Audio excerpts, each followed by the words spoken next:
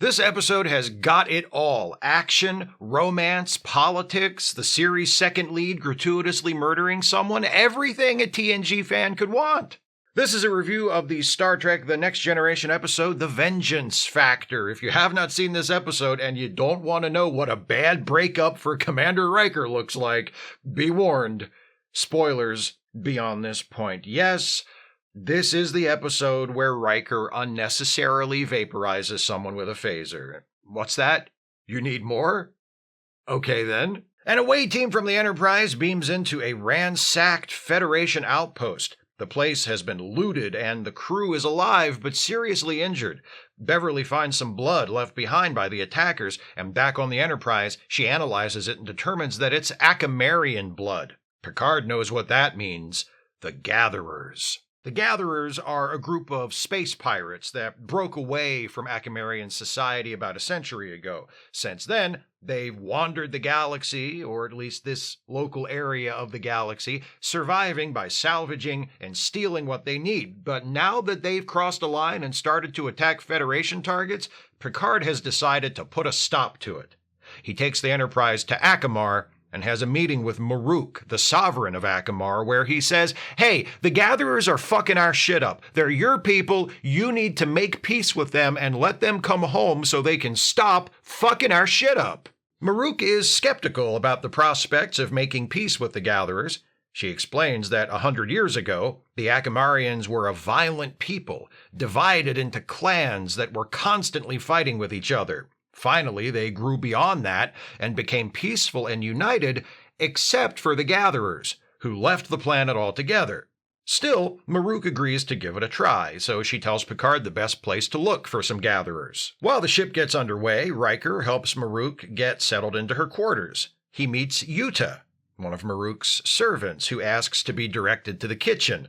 Riker's like, ain't no kitchen, dummy, we have magic food holes, and shows her how the replicator works by ordering a glass of cold water in a proud tone of voice that makes it sound like he invented it. They talk about food. Yuta is Maruk's chef, and Riker gets Yuta to promise to make him her signature dish, spiced parthas, which sounds like some kind of roasted carrot deal. I'd try it. Meanwhile, Riker's checking out Yuta like, I'd try it. The Enterprise arrives at the planet where there's thought to be a Gatherer camp. Riker beams down with a team, and they're ambushed by the Gatherers.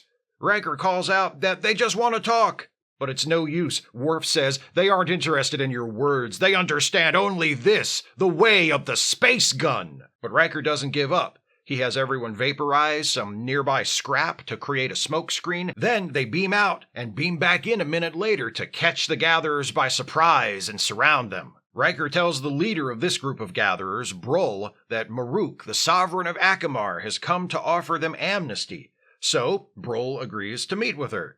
After some tense initial conversation, Brull asks to speak only with Maruk and Captain Picard, who is acting as mediator.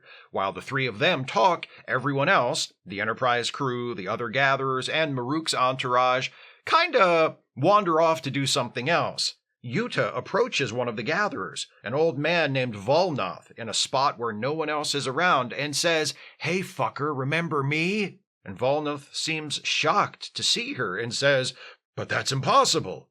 Yuta says, I am the last of my line, but my clan will outlive yours. And she touches him on the cheek and he dies. I hope she washes her hands before she cooks Riker those carrots. Back at the negotiation, Brull agrees to take Maruk to see Chorgan, the grand poobah of the Gatherers, so she can present her proposal to him. Someone finds the body of the old man Yuta just killed, and the Gatherers don't seem all that upset. One guy immediately calls dibs on his stuff, but Dr. Crusher examines him and notices something strange. The old guy died of a heart attack, but there's no obvious cause. Later, Maruk and Picard are talking in 10 forward, and Maruk is sharing some exposition about how the old clans used to engage in blood feuds that would last for generations. One clan trying to wipe out the other. It was terrible. Thank God that doesn't happen anymore.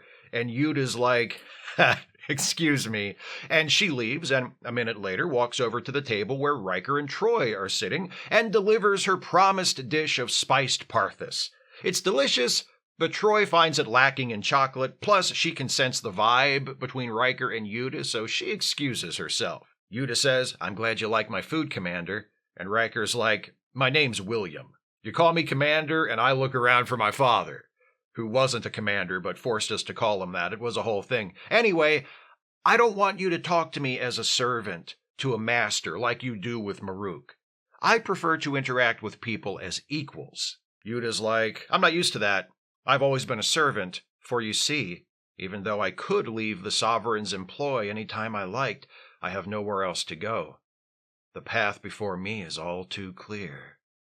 Neat. Do you make any desserts? Crusher calls Riker to sickbay to tell him that she's figured out how the old man died. He was infected with a virus that triggered the heart attack, a virus specially designed to target only people with a specific DNA sequence. It only kills Akamarians, and then only about one Akamarian in a million.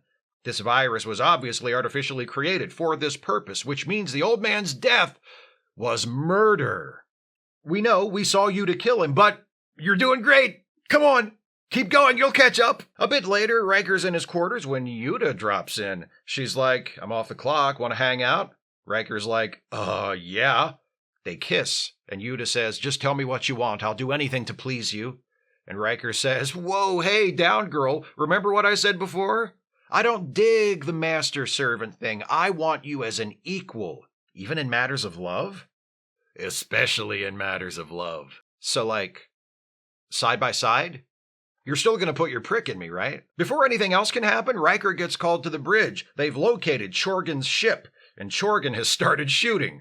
The Gatherer ship isn't much of a threat to the Enterprise. Worf settles them down with one phaser shot, but negotiations don't look promising.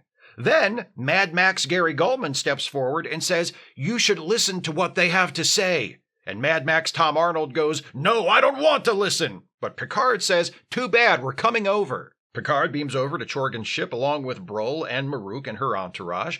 While they argue over how to reintegrate the Gatherers into Akamarian society, Crusher, Data, and Riker are on the Enterprise, continuing to investigate the mysterious death of the old man we watched Yuta murder like half an hour ago. They check Akamarian records and discover that 53 years ago, another man was killed by the same artificial virus that killed Volnoth. This guy was named Penthor Mull, and he and Volnoth were in the same clan, the Lornax.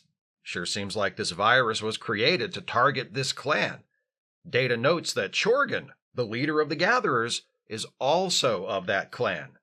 Something else in the records. The Lornak clan used to be in a feud with another clan, the Trelestas. That feud ended when the Lornak massacred the Trelestas. It was thought they were all wiped out, but it's possible some survived. Data keeps checking the Akamarian records and finds a link between the killing of Penthor Mull and the killing of Volnoth. A photograph, taken 53 years ago, of Penthor Mull being led to stand trial after being arrested for doing some Gatherer shit. Behind him is a familiar face, Yuta, looking exactly as she looks now. 53 years and she hasn't aged a day, says Riker. Good thing I'm turned on by older women. Over on Chorgan's ship, negotiations have hit a snag, so Chorgan's like, how about a drink? And Yuta's like, good idea, I'll pour. She's about to deliver a drink to Chorgan when Riker beams in, takes out one of Chorgan's men with a phaser, then turns the phaser on Yuta. I know it was you who killed Volnoth, Yuta, just like you killed Penthor Mull 53 years ago. And I know you want to kill Chorgan now, but I can't let you. It's murder. Yuta's like, no, it's justice. His clan massacred mine. I was one of the only survivors, and I volunteered to be changed, to have my aging process slowed down, to give me time to hunt down every last member of the Lornak clan, which I can do because this is Star Trek, and I have. Everyone except Chorgan. He's the last. She starts toward Chorgan, but Riker stops her with a zap from his phaser. She's stunned, but still determined to carry out her vengeance. Should I move? Yuta takes another step toward Chorgan, and Riker blasts her again with his phaser on a higher setting. She staggers, but she's still not stopping. Don't do it, Yuta. I have no choice. I'm good over here. Riker jacks the phaser all the way up to the highest setting. Yuta makes a final lunge for Chorgan, and Riker lets her have it. Yuta is vaporized. Chorgan gets up and says to Riker, hey, thanks, ma'am. There's no other way that situation could possibly have been resolved. I owe you one. We get a quick scene in 10 Forward, where Picard informs Riker that the Enterprise has been assigned some routine supply mission, and since it'll be a milk run thanks to the newly signed truce between the Akamarians and the Gatherers, Picard has decided to grant shore leave to crew members who want it, and Riker's like, great, I'll let everyone know. And we hold on him for a few seconds so we can see how bummed he is about that killing he definitely had to do. And that's it. The end! So, whenever anyone talks about this episode, they always fixate on the ending. Understandably so, and I'm going to spend some time talking about it here too. But the thing is, apart from the ending, this is actually a pretty good show. It's not a classic, but it's a solid meat and potatoes TNG episode that exemplifies much of what makes TNG such a reliably enjoyable watch. It's structured the way many TNG episodes, and many TOS episodes as well, are, with our heroes arriving in the aftermath of an unpleasant situation and beginning an investigation into what happened and who's responsible. The investigation moves quickly, it leads somewhere interesting, the situation between the Akamarians and the Gatherers is straightforward and easy to understand. Picard choosing to involve the Enterprise in it makes sense. Federation outposts are now at risk as a result of the Akamarian-Gatherer conflict, and when we meet the various Akamarians and Gatherers involved, they all have clearly drawn personalities that we can get a handle on right away. It's fundamentally sound, well-executed episodic storytelling. Ordinarily, I don't like stories that are structured the way this one is, where the audience knows more than the main characters. I prefer it when the audience and the characters discover things at the same time, but in this case, letting us know that Yuta is a killer before Rikers and the others realize it works well. It creates tension in the scenes between Riker and Yuta, because we've seen Yuta kill someone with a single touch of her hand. What's going to happen when she lays a smooch on Riker? It also allows the story to impart some depth to Yuta. We can see that she kills, that she has some kind of mission to fulfill, but she's not happy about it. She might want to try and live some other kind of life, but she feels that she can't.